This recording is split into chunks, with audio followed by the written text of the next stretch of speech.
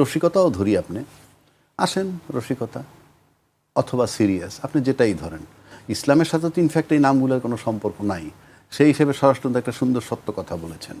আমি এর সাথে একটা জিনিস খালি অ্যাড করে দিব, এটার সাথে অ্যাড করবো এরকম, বাংলাদেশের গণতন্ত্র কিন্তু গণতন্ত্র নয়। বাংলাদেশের গণতন্ত্র কি? গণতন্ত্র হলো মেজরিটি লোকের যে ওপিনিয়ন সেটাকে অ্যাকসেপ্ট করার নাম গণতন্ত্র। বাংলাদেশে সেটাকে উপেক্ষা করার নাম গণতন্ত্র। গণভোটে 69% লোকে ভোট দিছে, সেটাকে আপনি উপেক্ষা করছেন, এটার নাম গণতন্ত্র। তো এই উপেক্ষা করে আপনি যদি পার্লামেন্টে গিয়ে কথা বলতে যান, who will listen to you? আলাপ করতে পারেন। এটা হলো গায়ে যখন জোর থাকে তখন নানান ভঙ্গিমায় বলা যায়। আমি আবারও বলছি, বাংলাদেশের গণতন্ত্র গণতন্ত্র নয়, কারণ 69% লোক ভোট দিছে, সেটাকে আপনারা উপেক্ষা করছেন। আপনি গণতন্ত্র মানবেন না, আপনি ওপিনিয়ন দিচ্ছেন। সেকেন্ড থিং আসি, টাকা তসরুফ। ইসলামী ব্যাংকের আলটিমেটলি তার টাকা তসরুফ। সেটা কি বলছেন? 2 ধাপে 11,000 কোটি টাকা করে ব্যয় করা হয়েছে। কি খাতে? RDS, রুরাল ডেভেলপমেন্ট স্কিম, এর নামে টাকা দেওয়া হয়েছে প্রথম এক ধাপে। এটা আগস্টের আগে, অভ্যুত্থানের আগে। কি 10,000 টাকা করে ঋণ টিন দিয়ে, এবং পরে আবার সেটা মৌকুব করে দিয়েছে। দ্যাট ইজ টাকাটা তাদেরকে দান খয়রাত করছে। কি জন্যে? বেহেস্ত বাবা, ভোট দিবা। আবার 5 আগস্টের পরে এই ইলেকশনে আগ পর্যন্ত আবার 11,000 কোটি টাকা দিছে, ভোট দিবা। আমি এই বক্তব্যটাকে যদি সত্যি ধরে নিই, অফকোর্স যদি এটা হয়ে থাকে সেটার বিচার করা উচিত, তদন্ত করা উচিত, যেটা জামাত ইসলামকে ইঙ্গিত করে বলা হয়েছে। এবং জামাত ইসলামের আমির বীর দর্পে বলেছে, আপনারা ওভাবে বলছেন কেন? বলেন জামাত ইসলাম করেছে, নাম বলেনি, নাম বলেছেন যে নাম বলেন, তারপর বলছেন নাম বলতে। জি, তো আপনি যখন খুব সত্যবাদী, খুব স্ট্রেট ফরওয়ার্ড হবেন, আপনার কাছে যদি প্রমাণ থাকে, এভিডেন্স থাকে, আপনি এইভাবে বলবেন। সব জায়গায় চলে না। আপনারা যে আমি গণতন্ত্র নাই বললাম, সে পর্যন্ত তো পার হয়ে গেলেন জনগণকে ধোকা দিয়ে, সেটা ঠিক আছে। কিন্তু আমির ইসলাম, জামাতের আমির এটাও বলছে, আমি তাদের কথোপকথন বলছি, এটাও বলছে শ্বেতপত্র প্রকাশ করেন, আমি অ্যাবসোলুট চ্যালেঞ্জ করছি, এটা সে বলেছে। এবং তদন্ত করতে বলেছে, তাই না? বলছে এই একই কথা আবুল বারাকাত বলেছিলেন, যে ইসলামী ব্যাংকের ফান্ডিং করে জঙ্গিদের। পরিষ্কার উনি ওইভাবে বলছেন, জঙ্গিদের। আর দাড়ি কমা সেমিলিক্লোন যখন দিতেন, এটা তখন মনে হয় আমার মতো, আমি যখন হোস্টেলে পড়তাম, আমার বাপের কাছে চিঠি লিখতাম, 540 টাকা 70 পয়সা লাগবে। তা আমার বাপ মনে করতো বিষয়টা চূড়ান্ত, এত একুরেট হিসাব করে আমার ছেলে পাঠাইছে। আর যদি রাউন্ড ফিগার পাঠাইতাম তাহলে প্রশ্ন করতো, তখন ফ্যাকশন নাই কেন একেবারে। তো উনি সেটা করছেন, উনি ওটা করছেন, উনি কৌশল এই দেশের লোকেরে বুঝাইছেন। এটা সাধারণ লোকেরে বোঝানো যেতে পারে। আপনাকে যখন কাস্টডিতে নেওয়া হয়েছে তখন কিন্তু বলা হয়েছে, সমস্ত মিডিয়া, আপনারা মিডিয়া, আপনারা লিখছেন বিশ্ববিদ্যালয় অর্থনীতির প্রফেসরকে জেলখানা নিচ্ছে। একবারও বলেননি ফান্ডিং তসরুফ করছে, জনতা ব্যাংক তসরুফ করছে, এইসব। আমি চ্যালেঞ্জ করে দিলাম, আপনি দেখান একটা পত্রিকা, কেউ লেখেননি। ইউনিভার্সিটির শিক্ষক। আর এইরকম বেলা একটা ঘটনা ঘটলে পরে, তাহলে তখন ওই ব্যক্তি এটা করছেন, উনি মাদ্রাসার বা অমুক, এই হুইচ ইজ ভেরি পেইনফুল। আপনি যখনই কেলেঙ্কারি কথা ধরবেন, অফকোর্স আপনি আসেন শেয়ার বাজারে কেলেঙ্কারি, আসেন পার্লামেন্টে আলোচনা করেন, উই ওয়ান্ট টু সি ইট। পার্লামেন্টে আলোচনা করেন, সোনালী ব্যাংক কেলেঙ্কারি, জনতা ব্যাংক কেলেঙ্কারি, বাংলাদেশ ব্যাংকের টাকা চুরি, বেসিক ব্যাংকের কেলেঙ্কারি, কি এগুলি মাপ? অফকোর্স ইসলামী ব্যাংকে যারা করছে তারা যদি এটা করে থাকে, এদের যেভাবে অ্যাকশন নেবেন একই কায়দায় এই বিষয়গুলো পার্লামেন্টে আসতে হবে। যদি বলে বিরোধী দল আনবে, কেন? সরকারি দল এনেছেন, এইগুলোও সরকারি দল আনবেন। এটা বাংলাদেশ, এটা আমার সকলের দেশ, জনগণ এই দেশের মালিক বলতেছেন আপনারা, জনগণকে উপেক্ষা করবেন না। অর্থাৎ পুরোটাই এখন অন্দরের নয়, মূলত সদরের বিষয়। জি, আপনার কাছে আমি আবার আসবো, রাজ্জাকি ভাইয়ের কাছে আসতে চাই। রাজ্জাকি ভাই, আপনি এই ইসলামী ব্যাংকের যে বর্তমান পরিস্থিতি চলছে, সেটার পিছনে কি কারণ মনে হয়, বা এটা আপনার বক্তব্য কি? না, বক্তব্য কি, যদি আমি ভাইয়ের একটা কথা থেকে শুরু করি, যে কথাটা পার্লামেন্টে বলা হয়েছে যে ফখরুল ইসলাম আলমগীরের যে ইসলাম, সেটা ইসলাম নয়, জামাত ইসলামের ইসলাম ইসলাম নয়, আর ইসলামী ব্যাংকের ইসলামও ইসলাম নয়। আমি স্রেফ যদি রসিকতাও ধরি, আপনি আসেন রসিকতা অথবা সিরিয়াস, আপনি যেটাই ধরেন, ইসলামের সাথে তো ইনফ্যাক্ট এই নামগুলোর কোনো সম্পর্ক নাই। সেই হিসেবে স্বরাষ্ট্র একটা সুন্দর সত্য কথা বলেছেন। আমি এর সাথে একটা জিনিস খালি অ্যাড করে দিব, এটার সাথে অ্যাড করবো এরকম, বাংলাদেশের গণতন্ত্র কিন্তু গণতন্ত্র নয়। বাংলাদেশের গণতন্ত্র কি? গণতন্ত্র হলো মেজরিটি লোকের যে ওপিনিয়ন সেটাকে অ্যাকসেপ্ট করার নাম গণতন্ত্র। বাংলাদেশে সেটাকে উপেক্ষা করার নাম গণতন্ত্র। গণভোটে 69% লোকে ভোট দিছে, সেটাকে আপনি উপেক্ষা করছেন, এটার নাম গণতন্ত্র। তো এই উপেক্ষা করে আপনি যদি পার্লামেন্টে গিয়ে কথা বলতে যান, who will listen to you? আলাপ করতে পারেন।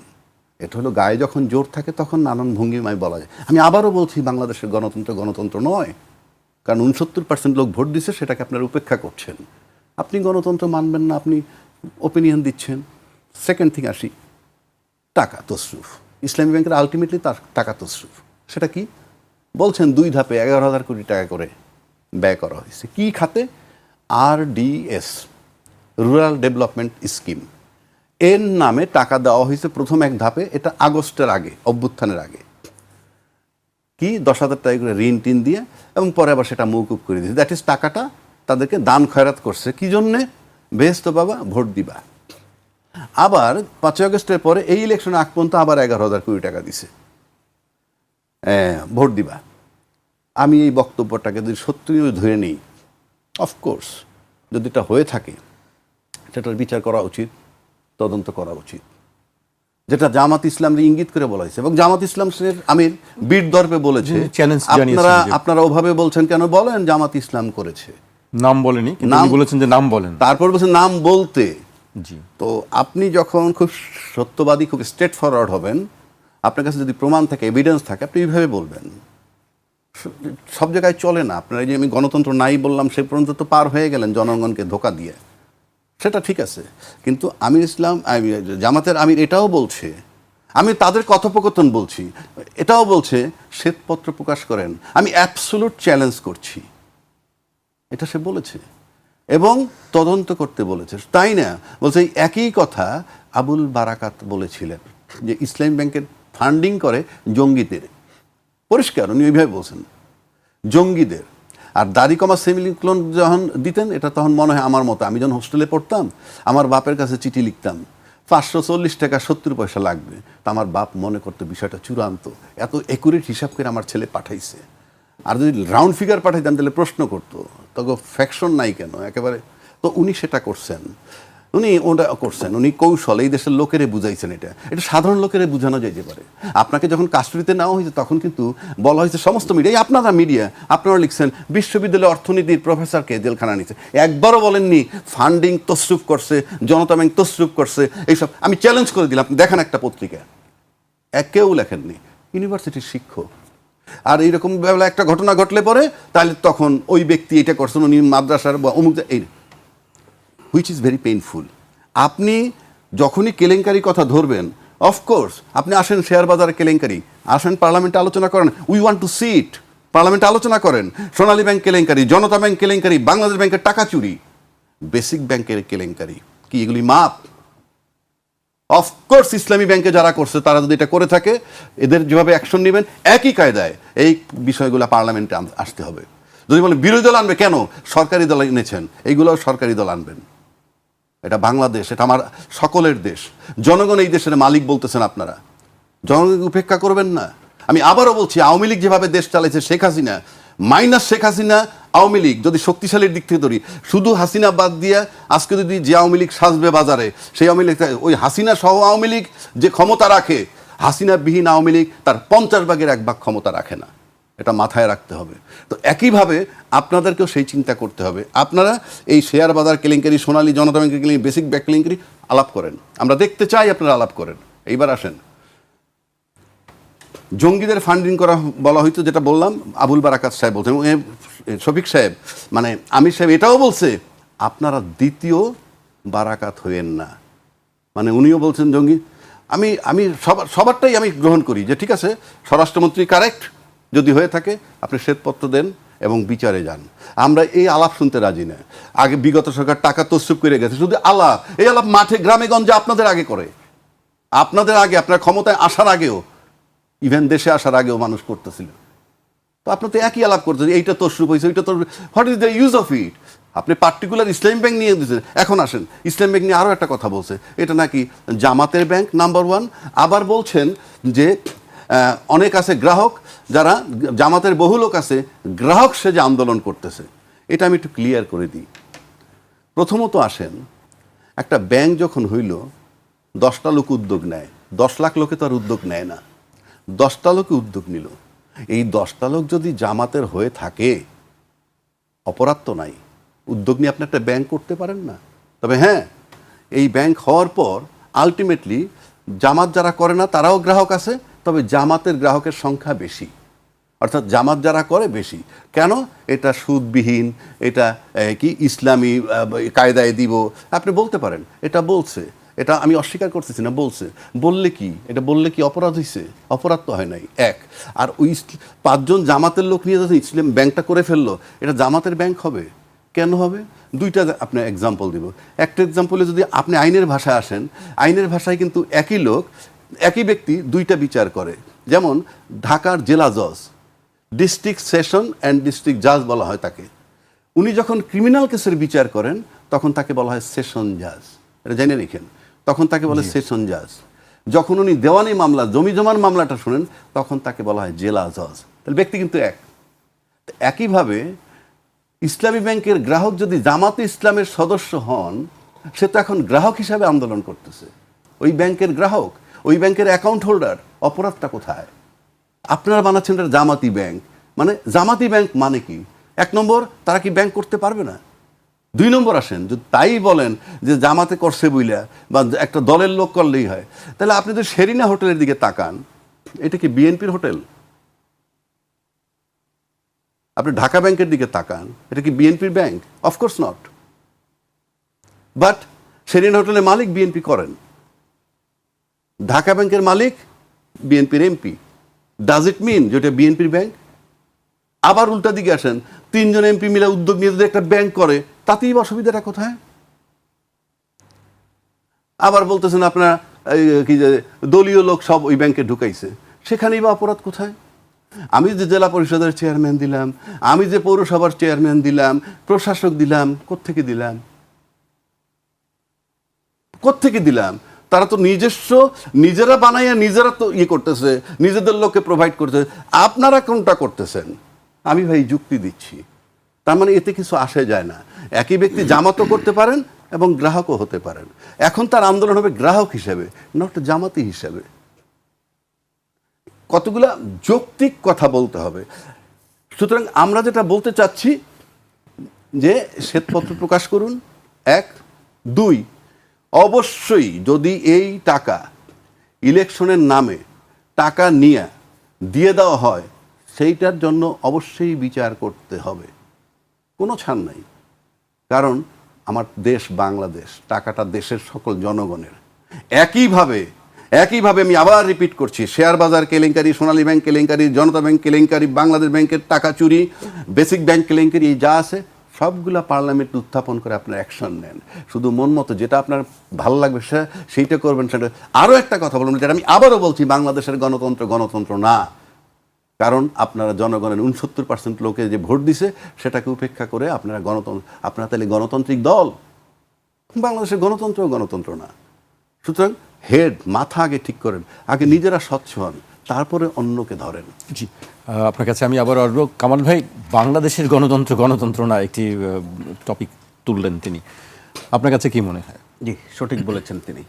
আমরা বিভিন্ন সময়ে যখন সুনির্দিষ্ট কোনো বিষয় আসে, তখন আমরা বিচ্ছিন্নভাবে এই কথাটা বলি যে বাংলাদেশের সাথে অন্য কাউকে আর তুলনা করবেন না, বাংলাদেশের গণতন্ত্র বাংলাদেশের মতো, যেটা বিগত প্রধানমন্ত্রীও বলতেন। বর্তমান যারা আছেন তারাও হয়তো বলা শুরু করবেন কয়েকদিন পর। আবার এটাই তো বাস্তব, বাংলাদেশ তো আসলেই বাংলাদেশের মতো।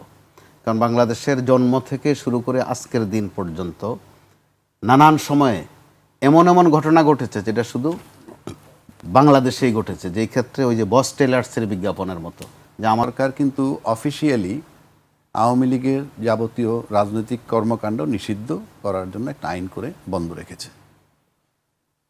এখন এতে আমার কাছে যেটা মনে হয় কি জানেন, ওই যে হায়ের ভিতরে না নায়ের ভিতরে হা, যে আমরা যদি গণভোট না মানতাম তাহলে হয়তো নির্বাচন দিত না, তাই রাজি হইছি। আবার কি জুলাই সনদের যে আইন জারি করছে, জুলাই সনদের পক্ষে রাষ্ট্রপতি, সেটা তিনি করতে পারেন না। এগুলো কিন্তু সব নির্বাচনের পরে বলছি, আগে বলি নাই। তাহলে ওই যে হায়ের ভিতরে না লুকানো ছিল, গণভোটের রেজাল্ট মানবেন না, জুলাই সনদ বাস্তবায়ন করবেন না, একই কায়দায় আমার কাছে মনে হইতেছে যে মানে যে আন্দোলনটা হয়েছিল সেই আন্দোলনের বিষয়টা যাতে ফেরত না আসে, আবার চট কইরা গতিটা ফেরত না পায়, সেজন্য বোধহয় বলছেন যে আওয়ামী লীগের যাবতীয় কার্যক্রম আমরা নিষিদ্ধ করে দিলাম আইন করে। এটা হলো আইওয়াশ। পক্ষান্তরে আপনি দেখবেন যে পর্যায়ক্রমে সবাই জামিন পাচ্ছে বা তারা সারফেসে আসতেছে। এখন আপনি যদি বলেন আপনি কি জামিন বিরোধী, আমি জামিন বিরোধী না। এটা হলো আইনের ব্যাপার, জামিন দিবে কি দিবে না ওই বিরোধী আমি না। কিন্তু আপনি যখন রাজনৈতিক কর্মকাণ্ড নিষিদ্ধ করছেন, আর তারা রাজনীতি করুক কি না করুক সেটাও আমার আপত্তি নেই। ভেরি ফ্র্যাঙ্কলি আমি বলতেছি আইনের কথা। আপনি যখন আইন করলেন তারা করতে পারেন, তাহলে তো কোথাও তাদের স্লোগান দেওয়ার কথা না, কোথাও ঝটিকা মিছিল হওয়ারও কথা না। এটা হবে কেন? তাহলে আপনি কৌশল নিছেন, নাইলে ভয় পাইছেন যে তাদেরকে নিষিদ্ধ করছি, হয়তো তাদেরকে বুঝাচ্ছেন গোপনে এই কারণে নিষিদ্ধ করছি যাতে ওই ফোর্সটা না আসে, যেই ফোর্সটা তোমরা লাইক করো না তারা যাতে আবার সামনে না আগায় না আসে। সুতরাং আমি আইওয়াশ হিসাবে আমরা এটা করে রাখছি, বাট আলটিমেটলি তোমাদেরকে ছাড়তেছি। এটার কারণ কি? এটা আবার এস্টাবলিশ করলেন কিভাবে? উপদেষ্টা একটা কথা বললে কি বললেন যে মার্কাবিহীন নির্বাচন হবে এবং সেখানে যদি আওয়ামী লীগের যাদের বিরুদ্ধে কোনো অভিযোগ নাই তারা নির্বাচন করতে পারবে। এটা তো জানা কথাই, কারণ ওবায়দুল কাদের যদি কোথাও নির্বাচন করতে যান প্রতীক ছাড়াও, তাহলে সে আইডেন্টিফাইড, উনি এটার সেক্রেটারি জেনারেল, কিংবা হাসান মাহমুদ আইডেন্টিফাইড। কিন্তু লক্ষ লক্ষ লোক আছে যাদের কোনো পদ নাই, কিচ্ছু না, সেটাই বলছেন পদ না থাকলে তারা করতে পারবেন। আরে ভাই, তারা মার্কা ছাড়া যখন নির্বাচন হবে, আমি আওয়ামী লীগের লোক, আমি যদি নৌকা ছাড়া নির্বাচন করি তাহলে তো আপনি বুঝতে পারবেন না আমি আওয়ামী লীগ করি কিনা। তাহলে আপনি এই কথা বলার তো কোনো প্রয়োজন নাই। এটাকে আপনি সিগন্যাল দিচ্ছেন যে না তোমাদের সাথে আছি, এটা কারণটা কি? ভয় পাচ্ছেন নাকি? আমি সেটাও জানি না। কিন্তু আমার কাছে যেটা মনে হয় আজকে ক্ষমতাসীন দল অনেকগুলো জায়গায় তাদের লোকসান হচ্ছে, মানে দে আর লুজিং দেয়ার পজিশন, এটা মনে হয়। কারণ এই যে কমিটমেন্টগুলো রাখেন নাই, গণভোটের কমিটমেন্ট, জুলাই সনদের কমিটমেন্ট, এটা সাধারণ লোকেন কেউ এটা ভালোভাবে নেয় নাই। গল্প আপনি যতই করেন। এক, দুই, কোনো দলই বোধহয় ইঞ্জিনিয়ারিং ছাড়া ভোটে বিশ্বাসী না। কারণ আপনি যদি ভোটে বিশ্বাস করতেন, ভোটারদেরকে ভয় পাইতেন, তাহলে ভোটাররা আপনাকে ভোট দেওয়ার পর তো রিভার্স হইতে পারেন না। ভোটাররা তো আপনাকে বিশ্বাস করে ভোট দিচ্ছে এই জিনিসগুলো হবে, সেগুলো যখন হচ্ছে না, তার মানে ভোটটা হইল নামকাও আসতে, এখানে কি অন্য কোনো ফ্যাক্টর আছে কিনা? নাহলে ভোটাররা আপনি কেয়ার করবেন না কেন? আপনি তো ভোটাররা 100% উপেক্ষা করতেছেন। সবাই বিরোধী দল যারা তারাও দে আর কিপিং সাইলেন্ট, তারাও কিন্তু কিছু করতেছে না। তারা সংসদ ছেড়ে যাবে, ছেড়ে গেলেই কি আর না গেলে কি, আপনাদের তো লাগবে না, 2/3 মেজরিটি তাদের আছে। এখন কথাটা বলছি কেন? এই যে প্রতিদিন গভর্নমেন্টের যে অবস্থাটা লুজ করতেছে তারা এখানে একটা ভয় পাচ্ছে। চক্ষু বন্ধ করে ভাবেন, কল্পনা করেন এই সরকার তো 5 বছরের জন্য আসছে, আমি ধরে নিলাম 5 বছরই তারা থাকবেন, কারণ আমি তো এর বাইরে কথা বলতে পারবো না। 5 বছর যদি থাকেন, তাদের যে অবস্থাটা আমরা দেখছি, যেমন ওই যে ইসলামী ব্যাংক নিয়ে কথা বলছেন, অন্য বিষয় নিয়ে বলছেন না, আইসিটি কোর্টের বিচার পরিষ্কার হচ্ছে না, এটা কিন্তু নিউজই নাই কোনো, এখন ওখানে কি হচ্ছে না হচ্ছে নিউজই নেই। এইভাবে যদি আপনি চিন্তা করেন, তাহলে তাদের যদি অবস্থা ডেটোরিয়েট করে, খুব খারাপ অবস্থায় যায়, তারপর সামনে ইলেকশন যদি আফটার 5 ইয়ার্স আসে, কে যাবে তাদের ক্ষমতায়? অপশন কি? অপশন মানে এখন তো বিএনপি, জামাত, এনসিপি 3 জন আছেন, আমি আওয়ামী লীগকে বাদ রাখলাম। এখন যদি তর্কের খাতিরে বলছি, বিএনপি যদি লুজ করতে থাকেন পলিটিক্যালি, তাহলে নির্বাচনে কে আসবে? ন্যাচারালি জামাতের মাঠ পরিষ্কার হয়। তাই হয়তো তারা মাঠে সারফেসে তাদেরকে রাখতেছেন, আনতে চাচ্ছেন এই কারণে, কারণ জামাত বিরোধী সবাই। আপনি আমাকে যদি প্রশ্ন করেন, সেটা আমি রাজনীতিবিদ না, রাজনীতিবিদ হলে করতাম, মানে আমি এক কথায় বললে জামাতের রাজনীতি যেটা ধর্মভিত্তিক সেটা আমি পছন্দ করি না, সেটা আমার বলার প্রয়োজনও নাই। কিন্তু আমি বলতেছি কোনটা, যে মাঠে যদি আওয়ামী লীগ আসে তাহলে 2টা জিনিস হবে। নাম্বার 1, আওয়ামী লীগ এবং বিএনপি একটা জায়গায় একমত হবে, কারণ এনসিপির শত্রু আওয়ামী লীগের শত্রু এনসিপি, এবং আওয়ামী লীগ এবং জামাত বিরোধ আছে রাজনৈতিক কারণে, পাতানো বিরোধ এটা, কারণ তারা তো সবাই ব্যবহার করছে, কিন্তু পাতানো বিরোধ। কিন্তু বিএনপি যদি পলিটিক্যাল লুজ করে, তাহলে জামাতের চান্সটা অটোমেটিক সামনে চলে আসে। সেটাকে সামাল দেওয়ার জন্য আমার কাছে মনে হয় মাঠে আওয়ামী লীগ আনতেছে সারফেসে, এবং আওয়ামী লীগ আসার মানই হচ্ছে আরেকটা সাইড আছে এটার, আমি যেটা মনে করি, যখনই মাঠে আওয়ামী লীগ আসবে তখন তো জামাত আবার চিন্তা করবে তাদেরকে আনতেছে কেন, তখন আবার জামাত হয়তো বিএনপির প্রতি একটু সফট হতে পারে। অর্থাৎ পলিটিক্যাল খেলা এখানে, আর কিচ্ছু না। কারণ আপনি যখন ক্ষমতা আসেন, বাংলাদেশের রাজনীতির কথা বলতে, যে দল যখন ক্ষমতা আসেন, simple vote is not the issue, অনেক শক্তির সাথে তাদেরকে কম্প্রোমাইজ, আন্ডারস্ট্যান্ডিং, সিটিং করে আসতে হয়, তাতে দেশি এবং বিদেশি যাই বলেন। সুতরাং এই হিসাব নিকাশটা হলো এইখানে। সুতরাং আওয়ামী লীগ যে সারফেসে আনতেছে, এটা কিন্তু বিএনপি যদি কোনো কারণে হঠাৎ করে লস করে ফেলে পলিটিক্যালি, আসবে কিন্তু জামাত। আজকে পর্যন্ত বিকল্প তো নাই, আপনার মাঠে তো আওয়ামী লীগ নাই। সুতরাং এইটাকে সামাল দেওয়ার জন্য এটা একটা কৌশল, এবং কৌশল হিসেবে আনতেছে যাতে সংসদ টিকে থাকে। জামাত 68 সিট পাইছে, সংসদ যাতে টিকে থাকে, বিএনপি একটা বার্গেনিং করতে পারে, এইসব রাজনীতি বলে আমার কাছে মনে হয়, এখানে আর কিছু না। জি, আপনার কাছে আবারও আসবো। কামাল ভাইয়ের কাছে আসতে চাই। কামাল ভাই, যে কথা শুনছিলাম আমরা, রাজ্জাকি ভাই বলছিলেন যে বিভিন্ন ইকুয়েশনের কথা বিশ্লেষণ করছিলেন যে সারফেসে আছে বা আওয়ামী লীগ আসলে কার কি ক্ষতি, কার কি লাভ। আপনার কাছে কি মনে হয় আসলে এই সময় আওয়ামী লীগ নিয়ে হঠাৎ কেন সবার এত আলোচনা চলছে? আওয়ামী লীগ অবশ্যই প্রাসঙ্গিক, অবশ্যই আওয়ামী লীগ প্রাসঙ্গিক, কিন্তু একজন উপদেষ্টা আরেকটু প্রাসঙ্গিক করেছেন। কিভাবে করেছেন? বলেছেন তিনি মূলত স্থানীয় সরকার নির্বাচন প্রশ্নে। তো স্থানীয় সরকার নির্বাচন যখন কোনো মার্কায় হচ্ছে না, প্রতীকে হচ্ছে না, তাহলে ওখানে যে কেউই অংশ নিতে পারবেন।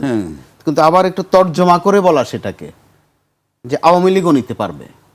তো একটা কথা, আমরা যখন রোজার দিনে মাঝে মধ্যে বিভিন্ন বিষয়ে আমরা কিছু বয়ান তৈরি করি, ধর্মের দিকে চলে যাই, বলি যেনারা রোজা রাখিয়াছেন তেনারা ইফতার করিবেন। এটা বলার কোনো দরকার আছে? কিন্তু এরপরে বলে যে বলেন সুবহানাল্লাহ। এখানে সুবহানাল্লাহর কিচ্ছু নাই, কারণ এই সুবহানাল্লাহর সুযোগে যেনারা রোজা নাই তেনারাও বলে যে রোজা না রেখে যখন পাপ একটা করে ফেলছি, ইফতারটা খাইয়ে একটু সোয়াব হাসিল করি। এটা আর বঞ্চিত হই কেন? অর্থাৎ আওয়ামী লীগ তো আছেই, আওয়ামী লীগ হারিয়ে যায়নি। শেখ হাসিনা নেই বা ওবায়দুল কাদের নেই। আমরা গত জাতীয় সংসদ নির্বাচনে দেখেছি ভোটার প্রশ্নে বা ভোট প্রশ্নে আওয়ামী লীগ আছে। আওয়ামী লীগের ভোট হাসিল করার জন্য বিএনপি এবং জামাত ইসলাম কেউ চেষ্টার কমতি করেননি। কিন্তু তো তখন আমরা কি তথ্য পেয়েছি? তথ্য তো লুকানো থাকে না, তথ্য বড় ঐশ্বর্য জিনিস, যিনি আক্রান্ত হন তার কাছে, যে আওয়ামী লীগকে গোপনে আশ্রয় দেওয়ার কাজ করেছেন বা বিনিময় মূল্য নিয়েছেন অথবা সীমান্ত পার করে দেওয়ার ব্যবস্থা করেছেন। এসব তথ্য কিন্তু আর গোপন থাকেনি বেশি দিন, হয়তো ভবিষ্যতে আরেক পর্ব, নানা পর্বে আসতেও থাকবে এগুলো। তো এখন আবার এর মধ্যে আবার আওয়ামী লীগের একটা বয়ান তৈরি হয়েছিল যে পরিশুদ্ধ আওয়ামী লীগ, বিশুদ্ধ আওয়ামী লীগ, খাঁটি আওয়ামী লীগ। তো এটা টিকে নেই বেশি দিন। পরবর্তীতে একদম বাংলা তর্জমায় বলেছে ভালো আওয়ামী লীগ আর খারাপ আওয়ামী লীগ। তা আওয়ামী লীগকে আজ পর্যন্ত বলেছে যে আমরা রিফাইন্ড আওয়ামী লীগ হব, এগুলো কিন্তু আরোপিত শব্দ। অথবা আওয়ামী লীগ কি বলেছে আজ পর্যন্ত যে আমরা খারাপ করেছি কোনোটা? বরং বলছে যে যা করেছি সঠিক করেছি, ভবিষ্যতে সুযোগ পেলে আরও করব, বাংলাদেশে শেখ হাসিনাকে দরকার। এসব কথা কিন্তু তারা এখন আর একটু বেশি করে বলছে। এমন যদি হতো যে আওয়ামী লীগের কোনো অংশ থেকে, ছোট কোনো অংশ থেকেও বলা হতো আজ পর্যন্ত যে আওয়ামী লীগের কিছু ভুল আছে, ক্ষমা চাওয়া তো আরও পরের বিষয়, সেটাও কিন্তু তারা বলেনি। কিন্তু মাঠে যারা আছেন তারা কিন্তু আবার ভাগাভাগি করে ফেলছেন, ভালো আওয়ামী লীগ, মন্দ আওয়ামী লীগ। তো ভালো আওয়ামী লীগ খুঁজতে গিয়ে এনসিপিও কিন্তু সারা দেশে ভালো আওয়ামী লীগ খোঁজা শুরু করেছে, নানান জায়গায় চলে যাচ্ছে ভালো আওয়ামী লীগ খুঁজতে। আবার বিএনপিও আওয়ামী লীগের সাথে একটা মিলমিশ আছে। আবার রাষ্ট্রীয় পর্যায়ে আপনি দেখেন, সজীব যেটা বলেছেন তার উপলব্ধি থেকে বলেছেন, ব্যাখ্যাটা বলেননি। কিন্তু আমরা তথ্যগতভাবে তো দেখি যে রাষ্ট্রপতি, মহামান্য রাষ্ট্রপতি, তিনি তো আওয়ামী লীগেরই। যিনি মাননীয় প্রধানমন্ত্রী তিনি তো বিএনপির। তার মানে